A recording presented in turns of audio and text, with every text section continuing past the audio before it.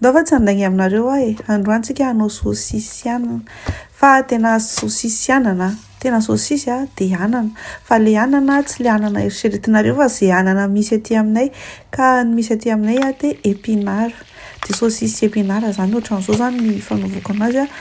Zaho moa zany dia teneniko anareo tsy mahay manao sakafo fa ohatr'izao foana ny sakafonay tany Mahamasina. Tongolo sy voatabia miampy an'le hena.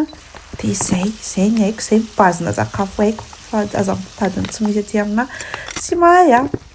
Dia raha hitanareo dia tatoato manao contenu foana dia manao active amin'ny TikTok sy amin'ny Facebook dia zaho teneniko anareo migerer page be dia be. Fa io ke marary andoha makarary andoha be rehefa eto foana ianao satria zatsina tsy miasa tatoato ary maladia zany. Dia ozy hoe andeha hiprofity ahako ny andeha hanao contenu bitsaka. Fa vao maika marary ny andohako. Maraina marary andoha dia alohany atory dia marary andoha dia problemako midécale zany ny fiainako satria amin'ny alina lasa productive be dia amin'ny atoandro makafoka. Dia aloha izay na navary amin'anana dia toisako ny tantara raha pitso.